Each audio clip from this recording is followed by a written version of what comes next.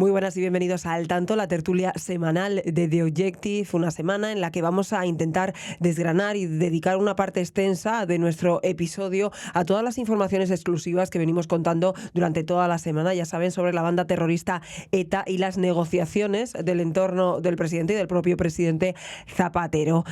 Vamos a charlar precisamente con Antonio Rodríguez de todas estas actas de la vergüenza, las actas de esas negociaciones con ETA que revelan un gobierno además absolutamente entregado a los terroristas, una banda con más de 850 asesinatos a sus espaldas. Pero hay más cuestiones que han marcado también la actualidad estos días y de especial calado, como los cambios en la UCO que planea Marlaska en pleno, ya saben, en pleno caso Coldo. Teresa Gómez nos va a dar todos los detalles. Y como no, toca hablar del campamento de los horrores, del que nuestro compañero Marcos Ondarra les viene contando desde hace ya unos días varios detalles y que seguimos informando esta semana.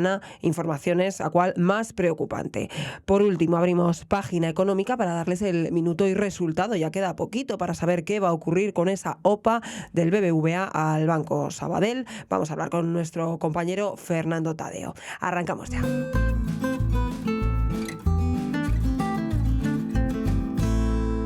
Y arrancamos saludando ya a Antonio Rodríguez. Antonio, ¿qué tal? Muy buenas. Hola, ¿qué tal? Bienvenido de nuevo al podcast Al Tanto, que yo creo que Encantado de estar aquí. Después de las vacaciones no habíamos tenido el placer de encontrarnos aquí, yo creo. Además, todavía. Me he afeitado y yo creo que estoy mejor para este tipo de... Claro, es tu mejor imagen siempre, Antonio. Vamos a hablar de un tema, bueno, hay que decir que, como les decía al principio, durante toda la semana venimos publicando en exclusiva las actas de la vergüenza, decía yo al principio, esas actas de la negociación entre la banda terrorista ETA y el gobierno de José Luis Rodríguez Zapatero. Unas noticias publicadas por nuestro compañero Enrique Cánovas, que no ha podido estar hoy con nosotros, pero bueno, tú como conocedor también del tema, pues vamos a hablar en profundidad de estas cuestiones, Antonio, porque la verdad que lo que hemos publicado es gravísimo.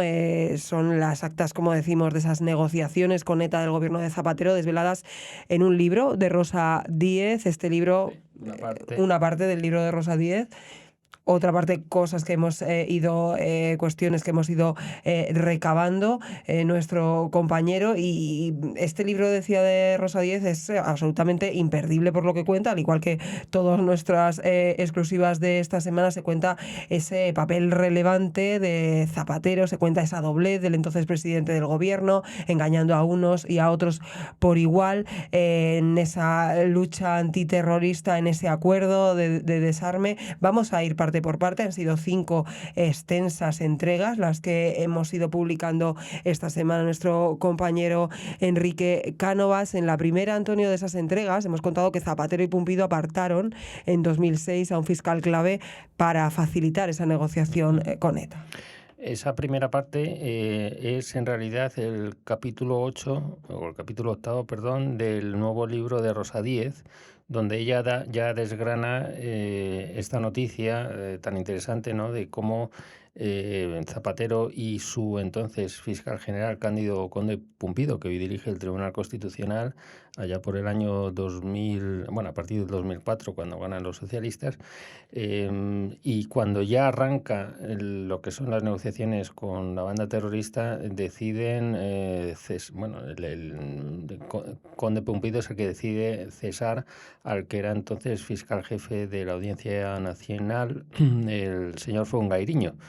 Y todo por no atender una solicitud de rebaja de pena, de permitir que uno de los secuestradores de Ortega Lara pudiera cumplir lo que le quedaba de cárcel en arresto domiciliario, ¿no?, por un tema médico.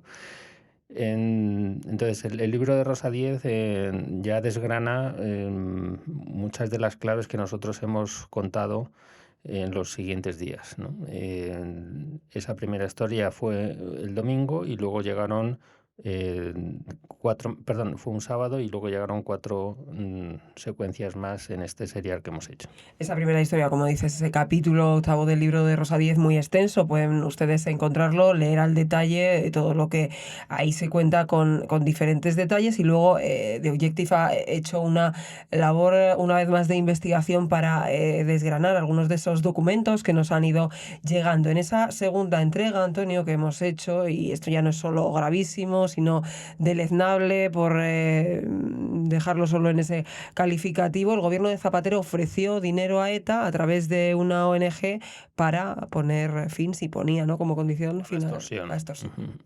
Ahí es muy importante porque hay que resaltarlo a los oyentes.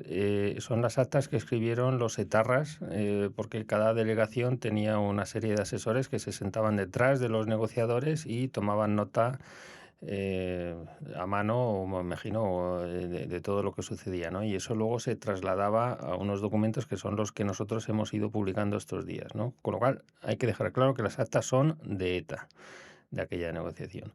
Entonces, ¿qué es lo que ocurrió una vez iniciada lo que llamó ETA el alto el fuego permanente en marzo del 2006?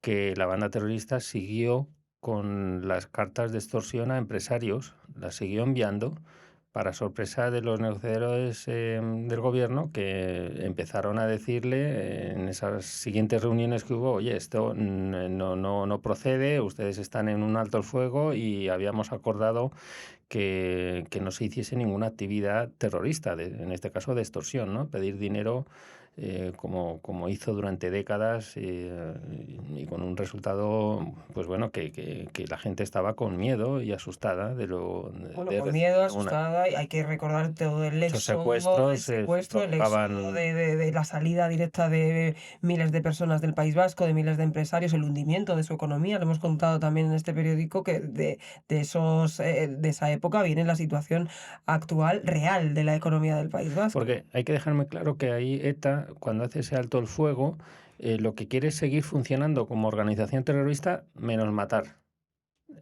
O sea, es decir, que no hubiera muertos, pero luego el resto seguir haciendo lo mismo, ¿no?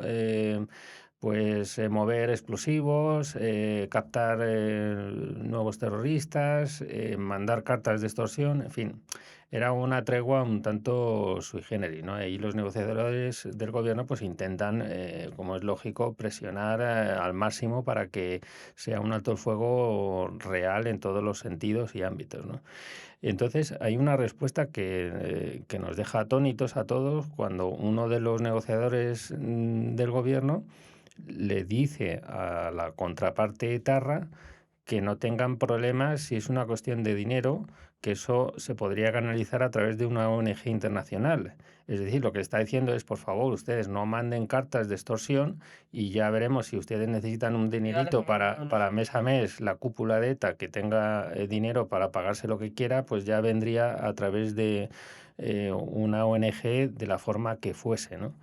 Es una especie de propuesta sorprendente, y no se sabe si tuvo recorrido o no. En esos papeles simplemente se recoge lo que ofreció el gobierno en ese punto concreto cuando estaban en ese tira afloja de si eso era legal o no dentro del alto el fuego, ¿no? Lo de las cartas de extorsión. Entonces, bueno, es una novedad que no sabemos si se llegó a desarrollar o no más en profundidad.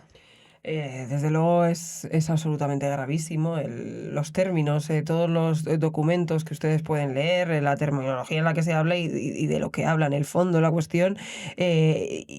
Bueno, hablamos de reuniones, ¿no?, preparatorias para ese alto el Primero fuego. fueron preparatorias, sobre todo las de Iguren y Josu Ternera, con la mediación ya del centro Henri Dunant en el centro suizo, y las citas que hubo tanto en Ginebra, sobre todo, como alguna en Oslo. Todo ese paso previo son reuniones en el año 2005, que permiten pactar tanto el contenido del anuncio de ETA para el alto el fuego permanente, como también lo que el presidente del gobierno tendría que decir unos meses después para formalizar el inicio de conversaciones entre el gobierno y la banda, ¿no? que al final eso pasó a los 3 meses, ¿no? Ya en un momento en el que estaba la situación bastante crítica, porque hay que recordar que el alto el fuego de ETA empieza en marzo de 2006 y termina, por decirlo más o menos así claramente, con el bombazo de la T4 de Barajas en diciembre de ese mismo año 2006.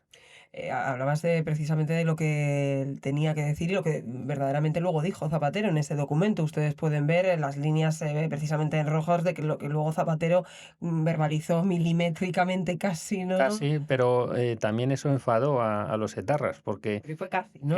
fue casi, y lo que hizo él, si nos acordamos, fue salir ante los medios de comunicación en el Congreso de los Diputados y lo soltó de memoria, incluso sin papeles, cosa que asombró, yo lo recuerdo como periodista, que todos nos quedamos muy sorprendidos de cómo lo tenía retenido en la cabeza, ¿no? Lo que tenía que decir y con las pausas que hizo y el anuncio solemne que contó, aunque dentro de la solemnidad evitó hacerlo ante los diputados sentados en el hemiciclo y lo que hizo fue en un apartado de allí del Congreso de los Diputados ante los medios de comunicación hizo ese anuncio. ¿Por qué estaban enfadados los etarras? Porque ellos habían aceptado negociar con el gobierno lo que ETA tenía que decir en el alto el fuego permanente. Eso sí que se cumplió porque el anuncio fue así y los etarras encapuchados lo leían milimétricamente. Y entonces luego se enfadaron porque Zapatero cambió eran 4 párrafos, empezó por el cuarto y luego pues había palabras que por decirlo de pura memoria era imposible cuadrarlo exactamente. Entonces, bueno, eso fue un motivo más de discusión en esos meses posteriores al alto el fuego, que la cosa se fue torciendo desde el principio hasta llegar a ese final de diciembre con lo de Barajas. Antonio, esas reuniones, pues ambas partes, ¿no? Aceptaban esa negociación entre el gobierno y ETA para cuestiones como desmilitarización, presos, exiliados, víctimas Ujú. y otras, sin especificar qué eran esas otras y hablando, pues, Quedan muchos cabos sueltos en esas negociaciones y eso produjo desconfianza y sobre todo cuando empieza ya la tregua, eh, rápidamente, sobre todo la parte de ETA, empieza a decir que el gobierno incumple de forma sistemática todas las cosas, ¿no? Y lo que más les enfada es, curiosamente, las detenciones que ordena el entonces juez instructor de la Audiencia Nacional, Fernando Grande Marlasca, en junio de ese 2006, en el que detiene a 13 miembros de la red de extorsión de ETA. Y fue una operación que se tenía que haber hecho antes, un mes y medio antes, pero se canceló por el chivatazo del bar Faisán. Y todo eso es el origen del famoso caso Faisán, que luego durante años estuvo coleando en los tribunales y aquellas detenciones ordenadas por Marlaska, hoy ministro socialista, es que lo que ha cambiado sorprendente Marlaska, porque ¿eh? hace que ETA Sí. exija una reunión inmediata al gobierno en Ginebra. Ternera y Eguiguren se citan 2 días después de las detenciones, a las 48 horas de las detenciones, y allí los enviados de ETA acusan a Marlaska de ser un juez totalmente en manos del PP. Y bueno, da la circunstancia de que el hoy ministro de Interior es el único magistrado que aparece en las actas con nombre y apellidos en aquellos meses, ¿no?, de negociación, con lo cual el impacto que provocó aquel paso que dio él como magistrado instructor de la Audiencia Nacional fue enorme. Es más, esas detenciones en junio hacen que ya las siguientes reuniones, esa de a las 48 horas y otras posteriores, sobre todo una en septiembre, en la que no hay manera de reconducir el proceso, lo que llaman el proceso de paz, y ya termina en octubre ETA dando el paso de robar 350 pistolas en una nave industrial en Francia, que eso ya es saltarse literalmente el alto el fuego, las condiciones pactadas previamente y luego, perdón que me reitere, con la bomba inesperada de diciembre en la T4 de Barajas. Precisamente, bueno, vamos contando un poco, Antonio se lo sabe al dedillo porque además es que lo has vivido. O como periodista, todas estas cuestiones las has contado, las has vivido de cerca. No sé si en esa época también hacías asuntos de interior, creo que sí. Sí, Y sí, claro, sí. son cuestiones que has vivido de cerca. Esa era la tercera entrega. Zapatero intentó parar el caso Faisán en pleno alto el fuego de Etá, pero se topó con Marlaska. Tantos años después, lo que ha cambiado la figura de Grande Sí, Marlaska, sí, sí, totalmente. sí, es La sorprendente. percepción. Hay que, por ejemplo, Marlaska, después de la Audiencia Nacional, entró en el Consejo General del Poder Judicial gracias al PP, porque estaba en la lista del PP, o sea, se le consideró y, Se bueno, le todos consideraba un juez del juez PP, sí, o afín o próximo, próximo. afín o vinculado más bien al PP hasta que, hasta que Pedro Sánchez ganó la moción de censura y cuando nombra el primer gobierno, la sorpresa, una de las sorpresas es la inclusión de Marlaska como ministro de Interior, donde sigue Que de hecho es de los pocos 7 años ministros que después. siguen desde el principio. Entonces, las actas reflejan el cómo esas detenciones ordenadas por Marlaska sorprenden a todos. Hasta los negociadores de Zapatero reconocen que les ha molestado, admiten que estén enfadados en el otro lado de la negociación, es decir, en la bancada etarra, y, y a raíz de eso, claro, Ternera y sus acólitos empiezan a decir cómo es posible que el Estado no pueda parar estas detenciones. No les entra en la cabeza que estemos en un Estado de Derecho en el que los magistrados no se rigen por órdenes políticas y se lo tienen que explicar en ocasiones los emisarios de Zapatero. Y lo único que pueden prometer, pero son promesas que los mismos etarras se dan cuenta que pueden quedar en el vacío, es que van a intentar disminuir tanto las detenciones como la presencia policial en el País Vasco y Navarra, lo de la palabra desmilitarización, que es que hubiera menos presencia del ejército de la poca que ya hay en ambos sitios, en fin.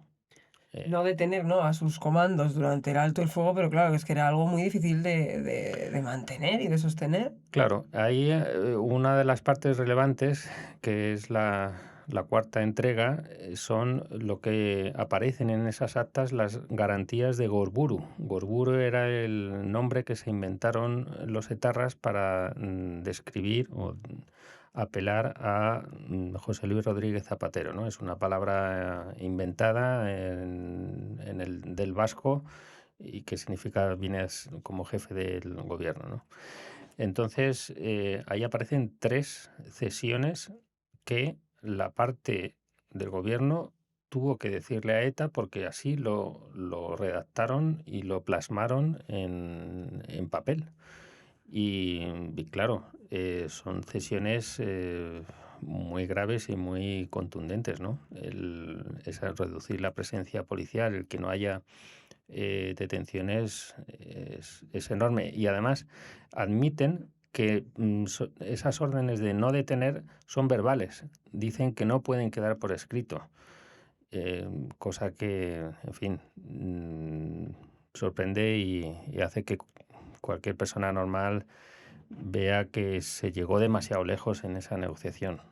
Y que llama la atención, y volviendo otra vez, que les lo estaba pensando al tema de Marlaska, claro, es que si hablásemos que Zapatero es un expresidente al uso, muy alejado de la política, muy alejado del gobierno, muy alejado del Partido Socialista, pero es que este José Luis Rodríguez Zapatero está directamente relacionado y ligado y cercano a este gobierno y a Pedro Sánchez, por tanto a Marlaska, Mm. actualmente. Pues sí, me imagino que con el paso de los años y sobre todo su llegada, la de Marlaska al Ejecutivo, se les ha podido ver en actos públicos a ambos, ¿no? Y estoy casi convencido que en algún momento habrán tenido que hablar de ese Una pasado conversación de anterior. los años 2005, 2006, porque, ya te digo, Marlaska puso en peligro las negociaciones eh, a raíz del caso Faisán. Eso es clarísimo y en fin, me imagino que Hacerse Zapatero trabajo. le preguntaría y le diría algo así como, vaya la que casi me montaste en aquel momento. Aunque bien es verdad que, claro, la tregua acabó tan rápido y luego el final de ETA, que fue en el 2011, sobre todo ya con el anuncio de disolución.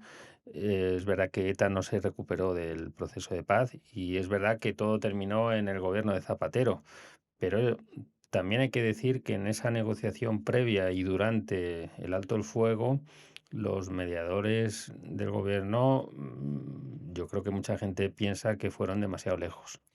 Una de las cuestiones, y es precisamente esa última entrega, un emisario de Zapatero avisó a ETA de que París planeaba un golpe operativo importante. Claro, es que ya estamos hablando de chivatazos, Mm. que es traspasar todas las líneas con una banda, lo decía al principio, con más de 850 asesinatos a sus espaldas. Sí, sí, sí, es otro de los pasajes que hace que uno arquee las cejas, ¿no? Que se sorprenda. Justo antes de esa reunión de junio había habido una detención de un etarra, uno de los que había participado en las reuniones preparatorias, ¿no? de previas al alto el fuego. Entonces, lo que hace uno de los enviados de Zapatero es decir que, mire, nos han llegado por las fuentes policiales francesas que después de esa detención de Alain, que era como es el nombre que tenía este etarra, se iba a producir un golpe muy importante a la estructura de ETA, ¿no? Y les decía, no sabemos más. Y no parece que pasase nada, pero ya solo el chivatazo, el advertir, es en fin, es ir demasiado lejos. Es contarle a una banda terrorista que pueden ir a por ellos y que no por estar en alto el fuego van a vivir tranquilamente.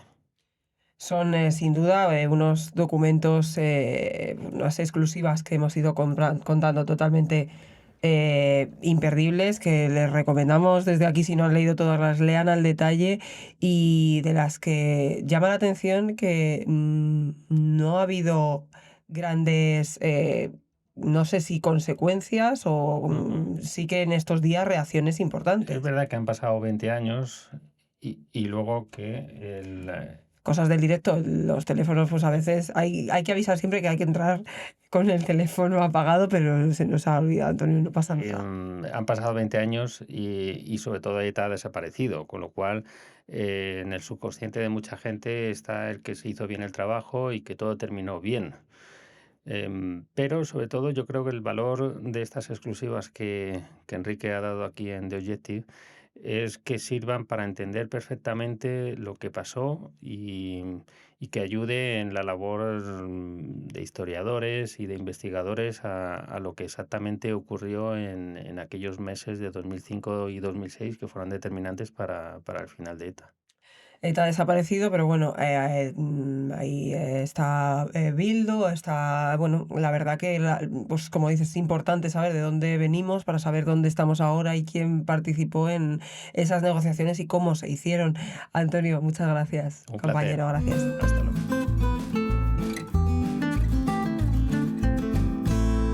Teresa Gómez, ¿qué tal? Muy buenas. ¿Qué tal? Muy buenas. Bueno, vamos a hablar ahora de otra cuestión. Veníamos de hablar con Antonio de todas las exclusivas que venimos publicando esta semana sobre esas actas de la vergüenza con la banda terrorista ETA. Vamos a hablarles también de otras cuestiones que hemos publicado esta semana también de calado, como esa noticia que publican nuestra compañera Teresa y también Ketty Garat sobre la UCO, la Unidad Central Operativa. Desde hace meses es patente, y aquí lo habéis contado ambas, esa tensión, ¿no?, que está viviendo esta operación, esta UCO, esta unidad, gracias Teresa, de la Guardia Civil, sobre todo, claro, cuando íbamos conociendo informe tras informe, investigación que va acercando al gobierno, a la familia del presidente del gobierno, pues ese informe sobre Cerdán, esos informes que no están gustando nada al gobierno y que precisamente, pues bueno, se ha intentado desprestigiar, desprestigiar esta unidad que bueno, tan buen trabajo y tan necesario hace, y vosotros lo habéis contado contado aquí durante estos últimos meses. Ahora lo que contáis, Teresa, es que precisamente en pleno caso Koldo y otros casos también que están en marcha, parece que Grande Marlaska está intentando acelerar ciertos cambios en la cúpula, ¿no?, de esta unidad. Sí, así es. Y es que para entender el contexto de la situación tenemos también que mencionar que efectivamente Marlaska, y como nosotros llevamos 1 año y medio publicando y luego el tiempo nos ha dado la razón, ha neutralizado totalmente a la Policía Nacional en temas de blanqueo de capitales y de corrupción. La UDEF, que es la unidad que hasta el momento se dedicaba a investigar esto, que es el homólogo a la UCO, ¿no?, ha desaparecido por completo. Entonces, toda esa carga de trabajo que anteriormente tenía la UDEF la está llevando la UCO, está llevando las investigaciones que ya llevaban ellos, más todos los trabajos que ahora mismo no está llevando a cabo la policía. Y no es ni mucho menos porque no haya policías totalmente capacitados para hacerlo, sino porque sí que es verdad que en el caso de la UDEF lograron colocar a un comisario, en este caso al comisario Fernando Alonso, que llegó a neutralizar la UDEF, sobre todo en todos aquellos asuntos que pudiesen afectar de manera directa o indirecta a políticos, concretamente a políticos socialistas, ¿no? Entonces, esa misma presión que ha ejercido Marlaska en la UDEF la quiere ejercer en la UCO. Dudo que tenga el mismo resultado, porque es verdad que la Guardia Civil no es una institución tan politizada como lamentablemente sí lo es la Policía Nacional. Y en el caso de la UCO, lo que quieren hacer hasta el momento es ascender al jefe de la UCO, Vicente Yuste, ascenderlo ahora mismo es coronel, pues ascenderlo en el rango y de esa manera tener que dejar la unidad que actualmente dirige y nombrar a un sustituto. A nosotros nos dicen que la sustituta favorita por el momento es una mujer. De hecho, además, nunca en la UCO ha habido una mujer al frente de esta unidad, y que esta mujer es la teniente coronel Dolores, conocida como Lola Jimeno. La quieren ascender a coronel y, por lo tanto, sustituir a Yuste en esa unidad. Es cierto que Lola Jimeno fue nombrada en el año 19 por Marlaska para dirigir una unidad de igualdad y demás dentro de la Guardia Civil, una unidad recién creada que también la había creado Marlaska. Entonces Marlaska piensa que es una persona afín a él y que, por lo tanto, de esa manera, colocándola ahí, pues va a poder tener determinada presión, o va a poder ejercer determinada presión en esta unidad. A mí me dicen fuentes de la Guardia Civil que esta mujer es una mujer muy profesional, independiente, y que no va a lograr conseguir eso que quiere Marlaska por mucho que él se empeñe. Además, también tenemos que tener en cuenta que la investigación, actualmente el instructor es el Guardia Civil Antonio Balas, que ya también tiene comunicación directa con el magistrado Leopoldo Puente, que es el instructor en el Supremo del caso Koldo. Por tanto, por mucho que un superior jerárquico quisiera ejercer determinada presión a sus subordinados, no iba a poder hacerlo porque existe comunicación directa entre el magistrado y, en este caso, el instructor en la Guardia Civil, que es Antonio Balas. Aunque sí es cierto, esto sí que es cierto que lo saben en Moncloa, pero en Moncloa creen que con este cambio, aunque no puedan cambiar el devenir de la investigación, sí que van a poder a lo mejor enterarse de determinadas diligencias, pues de manera anticipada. Yo insisto, me dicen que no lo van a conseguir porque Lola Jimeno no va a dar una información anticipada al gobierno a cambio de nada, o sea que no lo va a hacer, no. Más o menos se prevé cuándo va a ocurrir, cuándo va a producirse este cambio en el próximo, en lo que queda de año, ya de cara a 2026. ¿Cuáles son? No sé si hay plazos de algo. Pues el fuentes del gobierno prevén que puede ser para noviembre, pero es verdad que a mí nunca me gusta dar una fecha exacta porque parece que siempre damos una fecha y luego pues a veces se retrasa y parece que ha pasado algo, ¿no? Y no, es simplemente pues entre los planes del gobierno están que este cambio sea en noviembre, pero igual luego es en enero. pero sí que se baraja esa... meses. Eso es, sí que se En los baraja esa próximos meses y claro, coincide todo, como estábamos comentando, con una situación clave en varios procesos. Está Koldo, está también, pues bueno, todo el tema, bueno, todo está interrelacionado, Ferran, pero claro, son varias cuestiones que la Bueno, la UCO instruye el caso Koldo, donde están imputados 2 exsecretarios de organización del Partido Socialista, pero también instruye el caso Begoña Gómez, claro, y también instruye el caso David Sánchez, del Eso, hermano de Pedro Sánchez. Es verdad que en el caso de David Sánchez pues ya está todo instruido y ya está procesado. Begoña Gómez va por el camino porque el juez no solamente le lleva a juicio por el delito de malversación, sino que hoy hemos conocido que se le lleva por 4 delitos más, entre ellos el tráfico de influencia, y por lo tanto también está bastante más avanzado que, por ejemplo, que la trama Koldo, que es una trama mucho más compleja y que requiere mayor tiempo de instrucción. Pero podría haber más, porque también se ha hablado mucho, pues bueno, y se ha comentado esa posible financiación irregular. O sea, hay todavía mucho futuro por delante para Totalmente. con mucha investigación. Totalmente. En el caso Koldo, bueno, mal ya. Llamáis piezas separadas, ¿no? De cada caso. Eso es. Entonces, Nosotros hemos contado aquí en Dostoyevsky que una de las vías de investigación es la presunta financiación ilegal del Partido Socialista, cómo se financió el partido, cómo parte de las comisiones cobradas por los investigados pues fueron blanqueadas a través del partido, utilizando como mecanismo al partido en sí, y que luego parte de ese dinero lo entraban en circulación a través de donaciones, porque siempre el mecanismo además para el blanqueo de capitales siempre suele ser igual, ¿no? Entonces ellos lo que hacían era presuntamente, porque todo eso se está investigando, pues lavar parte de ese dinero que tenía una procedencia ilícita dentro del partido, blanquear el dinero a través de facturas emitidas mediante determinadas empresas donde supuestamente habían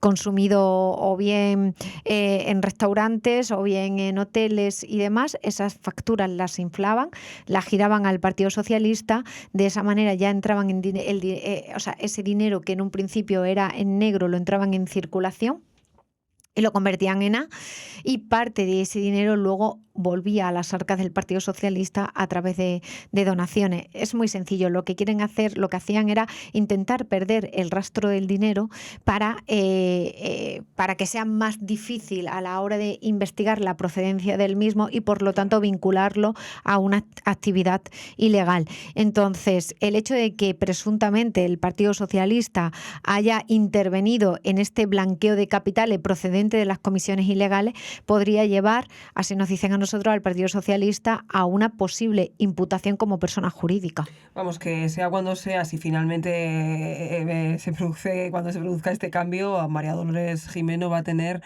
mucho trabajo por delante y claro, pues veremos, ¿no? Qué ocurre si se cumple lo que parece que Moncloa espera y de lo que le hacía estar muy, muy enfadada, que no se enteraba de nada o que no recibía información previa sobre esos informes. Veremos a ver qué va ocurriendo, ¿no? Bueno, esperemos que siga así, y que siga sin recibir información previa, porque a un investigado tú no le puedes comunicar previamente por dónde va la investigación, entre otras cosas, porque le estás dando... Sea gobierno o sea quien sea, evidentemente totalmente. En un Estado de Derecho, pero como en este país últimamente se están confundiendo, Teresa, algunas cuestiones, por dejar claro que al final esta mujer va a tener mucho trabajo y esperemos que eso, pues como dices, no suceda, ¿no? Totalmente. Gracias, Teresa. Muchísimas Chao. gracias.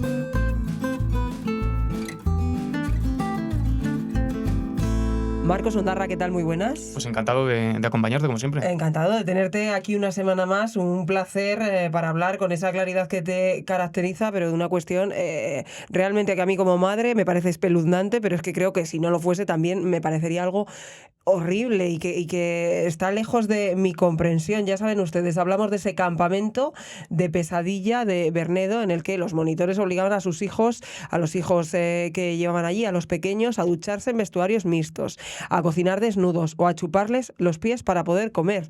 Como juego, decían.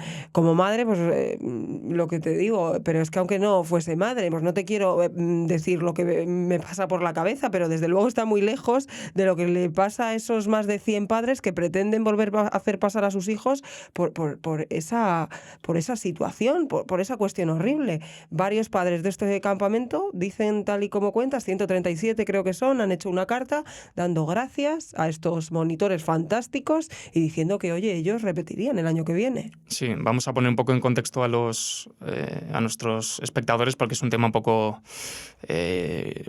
espinoso y escabroso, se remonta hace varios años, ¿vale? Este es un campamento que se lleva produciendo varios años en Bernedo, en Álava, en el País Vasco. Y hay denuncias que se retrotraen hasta 2021. Es decir, estas prácticas se llevan produciendo sistemáticamente durante varios años.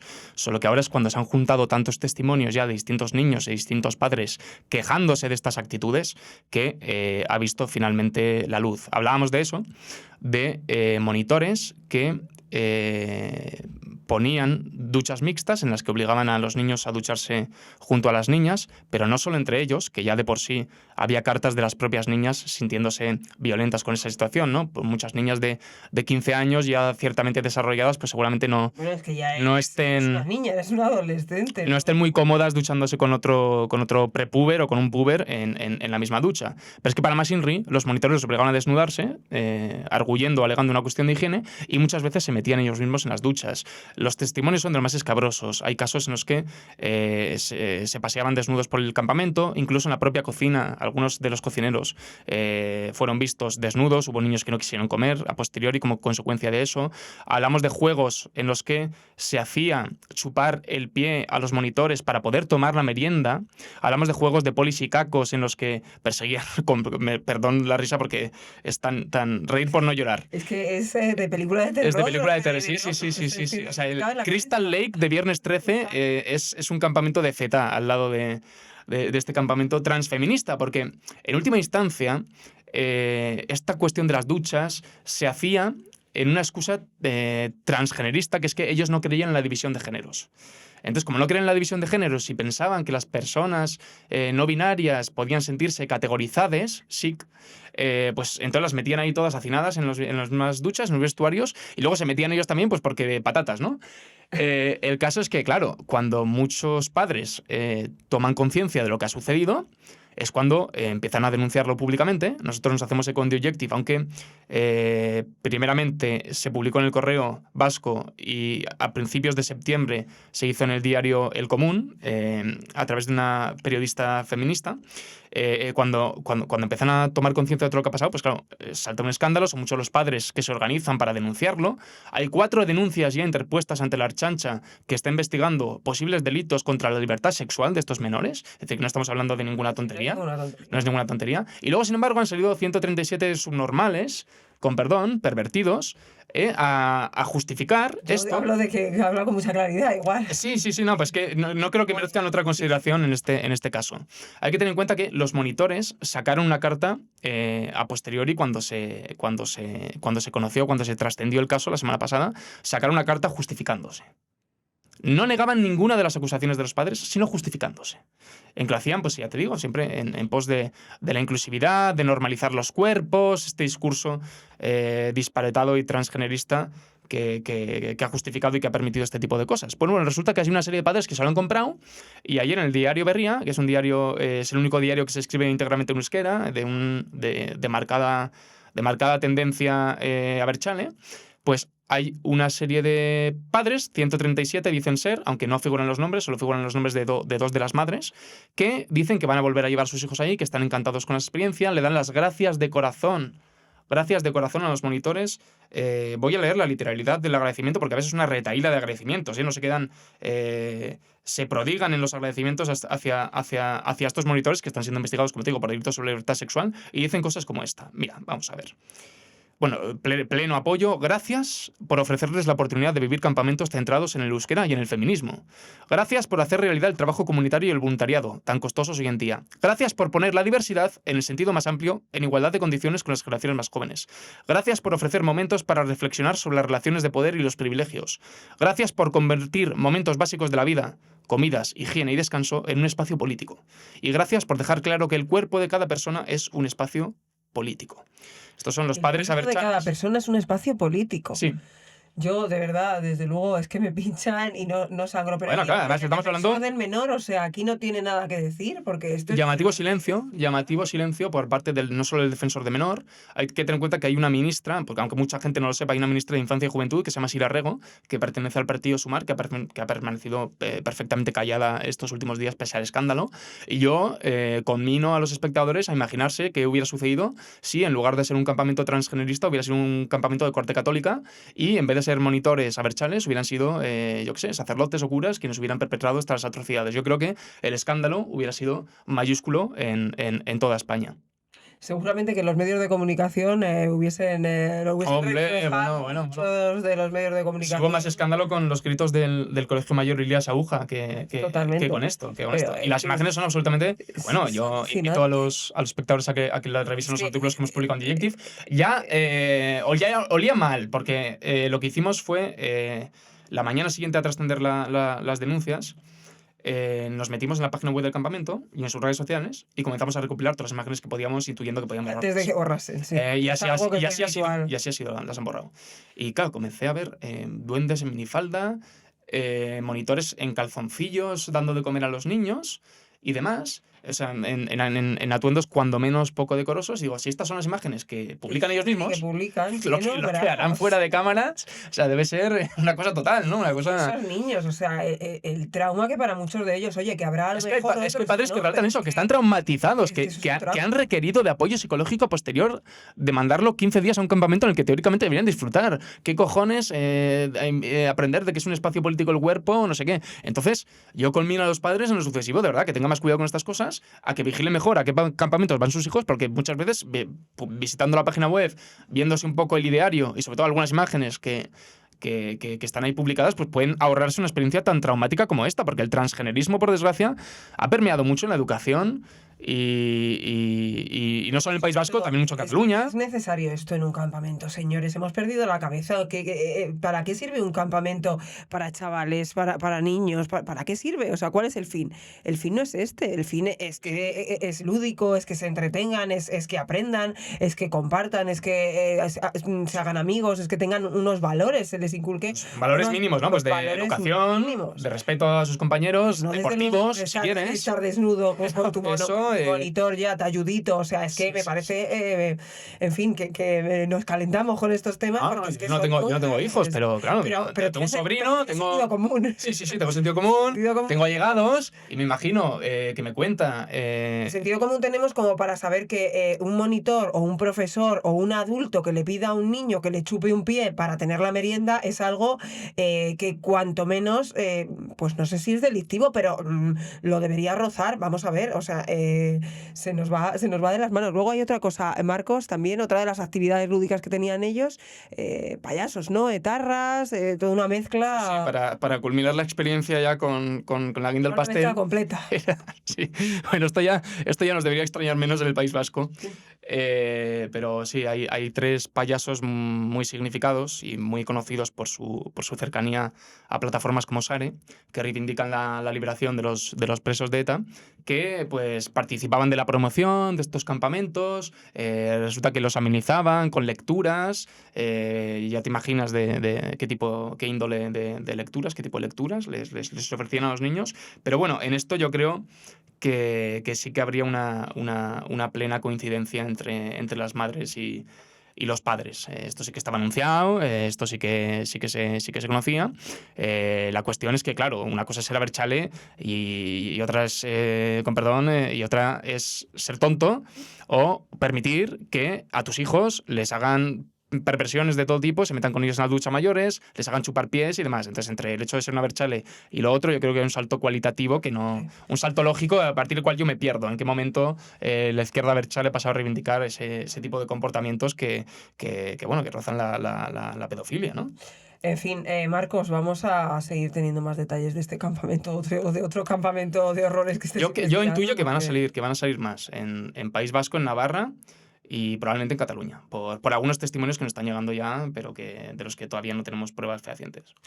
Marcos, como siempre, muchas gracias. Vamos a pedirles un poco de disculpas por los comentarios, igual el nivel, aquí a lo mejor nos hemos exaltado un poco en el lenguaje, pero es que es un tema que desde... Yo creo que lo agradecen esta claridad. Es un tema que desde luego es que es para enfadarse, porque es que no tiene ni pies ni cabeza. Gracias, Marcos, como siempre.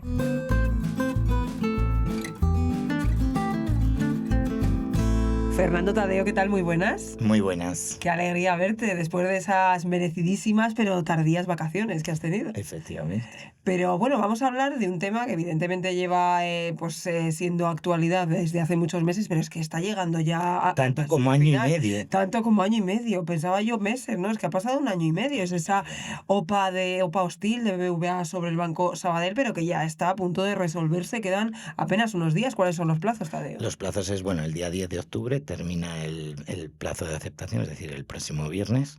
Y ahí, bueno, los accionistas del Sabadell tienen hasta ese momento para acudir o no a la oferta. Hacía tiempo que en el sector bancario no había un evento así tan, emocionante, por decirlo de alguna manera, porque es que es verdad que parece una campaña política. Bueno, es en cierto modo una campaña electoral, anuncios en todos los sitios, entrevistas de uno y de otro lado y noticias continuas. Hay mucho dinero en juego, hay muchos intereses en juego y hay muchas noticias y una personalidad que ha sido clave estos últimos días y que ha emergido en toda esta situación, que es ese accionista rebelde, accionista mexicano, que dice que él sí acepta la OPA. Sí, él ha dicho que acepta la OPA porque ve que el proyecto de fusión dentro de 3 años, ¿no?, del banco, pues va a ser mucho mejor. Evidentemente, la posición de David Martínez, que se llama así, ya más o menos, no es que estuviera descontada, pero sí que más o menos se daba un poco por amortizada, porque es verdad que él hace año y medio, en el primer consejo del Sabadell, que rechazó, ¿no?, la OPA hostil, él no se posicionó con el resto de miembros del consejo, entonces estaba como más favorable a una oferta de este tipo. Esta postura, de todas formas, ha sentado muy bien a BBVA, claro, ha llenado de optimismo a BBVA y al otro lado, pues no, porque esto es así. Evidentemente, pues es un golpe, ¿no?, a la estrategia de defensa del Sabadell, aunque bueno, tampoco tiene por qué ser tan sumamente clave, porque es verdad que es un inversor institucional y tiene otros intereses que los accionistas particulares, ¿no?, que son, bueno, que normalmente suelen hacer un poco más de caso a las cúpulas, ¿no?, y a las opiniones que dicen los directivos. La acción de Sabadell ha crecido, la verdad que ha crecido de manera exponencial en estos últimos meses, al calor de todos esos rumores, al calor de esta OPA. Claro, esto subida... Y al calor de todas las subidas de los bancos. De todas las subidas de los bancos, ¿no? Todo el sector está experimentando subidas en bolsa, pero claro, esta subida la están utilizando cada una de las partes para vender su pollino, que se dice, ¿no? Para llevarse la huerta a su terreno. Efectivamente, ¿no? Los dos bancos están utilizando cualquier acontecimiento, cualquier excusa para atraer a sus propios intereses. Evidentemente, del resultado va a depender mucho que, claro, evidentemente, la cúpula del Sabadell se juega su futuro. Y la cúpula de BBVA también se puede jugar su futuro. Es decir, de este resultado dependen muchos cargos en el fondo. De este resultado, movimientos seguro va a haber en el sector bancario, movimientos de sillas, movimiento evidentemente si finalmente se produce una fusión de un nuevo banco grande, acercándonos a esa consolidación, ¿no? que se lleva haciendo ya desde hace varios años y que viene proponiendo Europa. Y que Europa lo que quiere es que sea a nivel europeo, es decir, que no sea tanto a nivel nacional, sino a nivel europeo, para que creemos bancos superpotentes en el viejo continente, que hagamos frente a los superbancos chinos, los superbancos americanos, norteamericanos Y además es que esto al final es una guerra internacional en el Claro, fondo. es que al final ya no luchas con tu compañero de país, es que estamos hablando de otra situación dentro del sistema financiero que nada tiene que ver, acuérdate, a la época de 2012, nada tiene que ver a otros momentos históricos y nos determinamos a esa consolidación europea que Europa está favoreciendo y que Europa apoya. ¿Y tú cómo ves? ¿Cómo se aprecia en el sector? ¿Cuál es el tufillo del sector? Porque esto sí queda muy bonito sobre el papel, vamos a unos grandes bancos europeos, pero esto es realizable. De momento no, hasta que Claro. no haya unas normas comunes en Europa es imposible, es decir, hasta que no haya una unión bancaria. Es que esto es algo de Es lo que la unión imposible. bancaria, de lo que se lleva hablando muchos años, pero ese papel Y los mojado. banqueros siempre lo están pidiendo, pero bueno, hay países, sobre todo nórdicos, que no están muy por la labor de perder esa autonomía, ¿no? Esa autonomía que ellos tienen. Es difícil, no te voy a poner esa tesitura de hacer un pronóstico de cómo va a acabar esto, pero Bueno, ¿qué me yo puedes decir? ¿Qué consideras? de la OPA de ¿De la OPA BBVA, BBVA? bueno, yo siempre he pensado que iba a salir adelante. Sí. Yo solo tuve dudas cuando el gobierno intervino, porque no sabía exactamente es decir, había muchos rumores de las medidas que Mm. podía poner y no estaba claro qué es hasta dónde iba a llegar. Claro, el gobierno ejerció mucha presión, hizo esa El gobi- el consulta, go- pseudo consulta, pero es sí, verdad pero que al ellos están al final margen. las medidas no fueron tan duras como se podían llegar a esperar. Es decir, había medidas mucho más drásticas que estaban encima de la mesa y que finalmente no se adoptaron. Evidentemente porque seguramente las hubiera perdido en los tribunales, ¿no? No sabemos si lo va a perder o no las que ha tomado, pero son más suaves de las que podían haber sido. Y por tanto, claro, BBVA, como no eran tan sumamente duras, tiró para adelante con la operación. Ha tirado para adelante con la operación y además después ha subido el precio para intentar tener un éxito. Vamos a ver. No sabemos si será o no suficiente, pero bueno, mi pronóstico es que creo que sí que va a tener un resultado positivo. Pues un resultado positivo para el BBVA. Aquí queda grabado, Tadeo. Volverás a este podcast cuando se resuelva el 10 de octubre, cuando nos toque grabar esa semana y veremos en qué queda todo esto. Gracias, compañero. Muy bien, gracias.